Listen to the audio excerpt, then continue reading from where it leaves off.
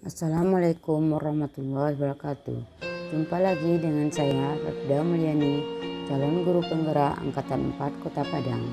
Kali ini pada modul 2.2 A.7 demonstrasi kontekstual menyusun RPP berdiferensiasi dan berkompetensi sosial emosional. Fasilitator saya Dr. Mulida Hadrina Harjanti, pembimbing praktek Fitri Yanti Anas. Pada video ini saya akan menampilkan modul 2.A7 demonstrasi kontekstual yang saya lakukan tentang pembelajaran berdiferensiasi untuk membuat rancangan RPP berdasarkan pemetaan kebutuhan belajar siswa dan penerapan strategi diferensiasi.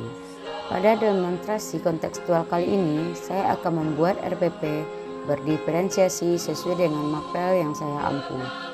Intinya, RPP berdiferensiasi yang saya buat kali ini, guru dituntut untuk tidak menambah atau mengurangi, tapi lebih pada mensiasati yang berorientasi pada kebutuhan murid. Menganalisis kebutuhan murid. Dalam menganalisis kebutuhan murid, bisa kita lakukan dengan 3 cara, yaitu 1. Diferensiasi konten, 2.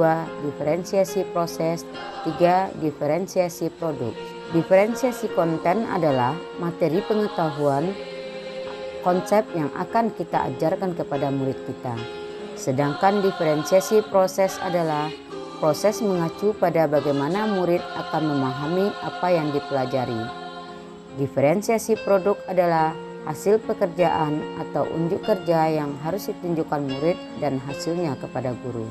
Sesuai dengan edaran Kemendikbud nomor 14 tahun 2019 tentang penyederhanaan RPP, yaitu RPP 1 lembar hanya mencakup 3 komponen inti. 1. Tujuan pembelajaran, 2. Kegiatan pembelajaran, 3. Penilaian pembelajaran. Dengan adanya kebijakan baru tentang penyederhanaan RPP ini, guru bebas membuat, memilih, mengembangkan, dan menggunakan RPP sesuai dengan prinsip yang efisien, efektif, dan berorientasi pada murid. Efisiensi berarti adalah penulisan RPP dilakukan dengan tepat dan tidak menghabiskan banyak waktu dan tenaga. Sedangkan efektif adalah berarti penulisan RPP dilakukan untuk mencapai tujuan pembelajaran. Berorientasi pada murid berarti penulisan RPP dilakukan dengan mempertimbangkan kesiapan, ketertarikan, dan kebutuhan belajar murid di kelas. Berikut RPP berdiferensiasi kelas 4 tema 6 kami di SD. Rencana pembelajaran RPP luring yang sesuai dengan edaran Kemendikbud nomor 14 tahun 2019, yaitu terdiri dari sekolah SDN 19 Kampung Olo, kelas 4 semester 2, tema 6, cita-citaku, subtema 1, aku dan cita-citaku, pembelajaran 1, fokus pembelajaran kami adalah kepada bahasa Indonesia. Adapun tujuan pembelajaran adalah melalui bimbingan guru dengan media luring siswa mampu mengidentifikasi ciri-ciri puisi dengan benar. 2. Melalui bimbingan guru dari media luring siswa dapat menyaksikan hasil pengamatan tentang ciri-ciri puisi secara terperinci. Sedangkan kompetensi dasar adalah 3.6 menggali isi dan amanat puisi yang disajikan secara lisan dan tulis dengan tujuannya untuk kesenangan. Bentuk keterampilannya KD 4.6 melisankan puisi hasil karya pribadi dengan lafal, informasi, dan ekspresi yang tepat sesuai bentuk ungkapan diri. Pada RPP ini kami pada kegiatan pendahuluan, yaitu pertama, guru membuka pelajaran dengan melakukan kegiatan awal rutin seperti berdoa, absensi, berbagi cerita pengalaman atau perasaan, kemudian bernyanyi untuk membangkitkan semangat. 2. Mengaitkan materi sebelumnya dengan materi yang akan dipelajari, subtema aku dan cita-citaku, yaitu sebagai persepsi. 3. Memberikan gambaran tentang tahapan kegiatan yang meliputi kegiatan mengamati, menanya, mengeksplorasi, mengkomunikasikan, dan menyimpulkan, yaitu motivasi. Pada kegiatan inti, guru menyampaikan kompetensi dasar dan tujuan pembelajaran yang akan dicapai. Guru meminta murid untuk mengamati gambar yang terdapat pada halaman yang telah ditampilkan guru atau buku siswa tentang seorang anak yang sedang membayangkan cita-citanya. Dalam kegiatan menanya, guru memotivasi, mendorong kreativitas dalam bentuk bertanya, memberi gagasan, dan menarik yang menantang untuk didalami. Guru membahas dan diskusi mempertanyakan tentang subtema aku dan cita-citaku sesuai minat dan profil belajar murid. Guru membimbing murid untuk menggali informasi tentang subtema aku dan cita-citaku sesuai minat dan profil belajar murid. Ayo mengamati. Murid mengamati bagian-bagian puisi yang terdapat pada halaman 5 pada buku gambar atau buku murid. Murid lalu menuliskan bagian-bagian puisi tersebut menjadi sebuah bait puisi dan menuliskannya pada kolom yang terdapat pada halaman yang sama. Pada kegiatan literasi, murid membaca dan memahami teks informasi tentang cita-cita yang mulia, minat dan profil belajar murid. Dengan bimbingan guru, murid membahas tentang cita-cita sesuai minat dan profil belajar siswa. Pada kegiatan penutup, sebagai penutup pembelajaran, guru meminta murid untuk melakukan evaluasi atau memberikan komentar terhadap hasil tulisan yang telah dibuat oleh teman-temannya.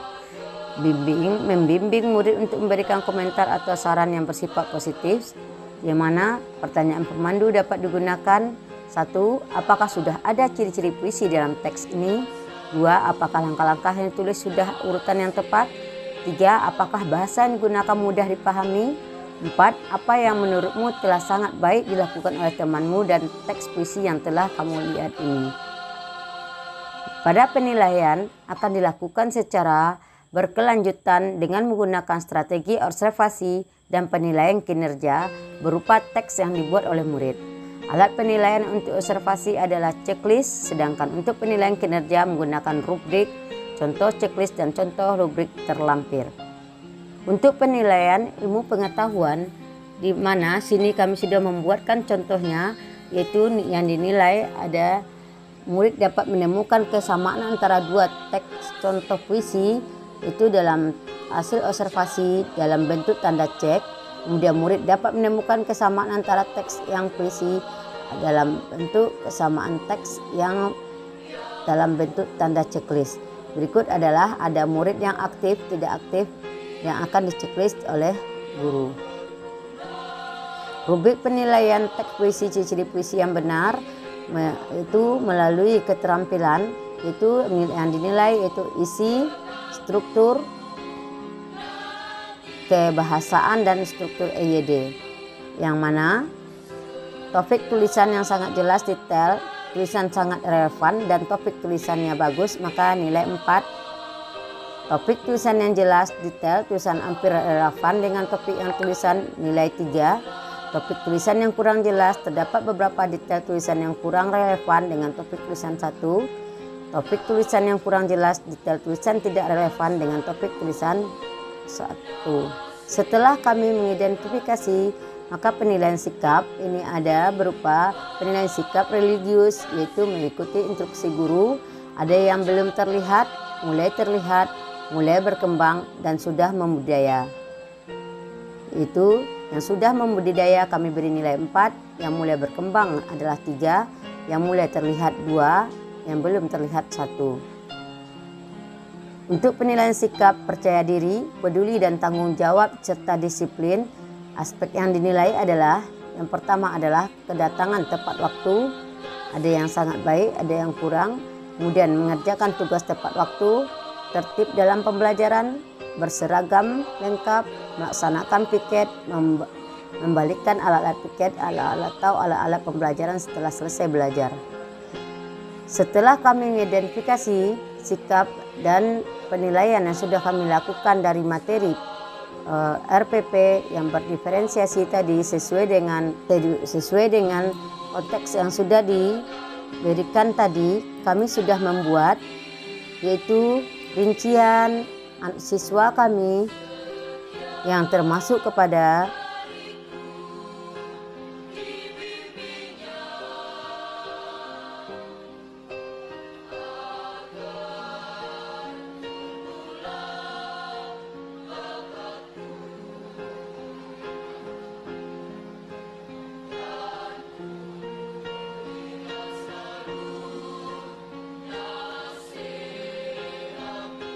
Itu yang pertama, analisis kebutuhan belajar murid. Setelah melakukan pengamatan dari hasil belajar melalui tugas yang diisi oleh murid, maka diperoleh data mengenai minat dan kesiapan belajar murid kelas 4 tahun ajaran 2001-2002, di mana data tersebut adalah sebagai berikut. Gaya belajar, yaitu jumlah murid kami ada belajar auditori 7 orang, visual 9 orang, kinestetik 5 orang. Dari minat belajar, yaitu belajar seni ada 7 orang, dari bahasa ada 10 orang, multimedia ada 4 orang. Pemetaan dalam pembelajaran berdiferensiasi, yaitu tabel pemetaan kebutuhan belajar berdasarkan minat, yaitu seni, ada anak kami berjumlah 7 orang, Bagas, Hanif, Randi, Muhammad, Fatir, Pandu, Rafa, Feli, Marwah. Bahasa ada 10 orang, Anggi, Azira, Deborah, Felix, Khalifah Dapiza, Muhammad Firdaus, Nur Adilah, Rehan, Pioni, dan Jaskia Imetaledi. Kemudian multimedia yaitu Gazi, Alisa, Muhammad Rafa Fitrah, dan Robi Gunawan. Sedangkan produk yang kami nilai yaitu dalam membuat produk, yaitu membuat produk berupa gambar, puisi, lagu, dan lain-lainnya. Sedangkan dalam bahasa membuat produk berupa artikel dan makalah. Dalam multimedia membuat produk berupa video, infografis, poster, dan lain-lainnya. Pemetaan dalam pembelajaran berdiferensiasi, tabel pemetaan kebutuhan belajar berdasarkan gaya belajar, maka kami temui yaitu auditori ada anak kami 7 orang, visual ada 9 orang, dan kinestetik ada 5 orang. Demikian RPP yang telah kami susun, semoga bermanfaat. Kami tunggu titik saran dan masukannya dari teman semua. Salam guru penggerak. Assalamualaikum warahmatullahi wabarakatuh.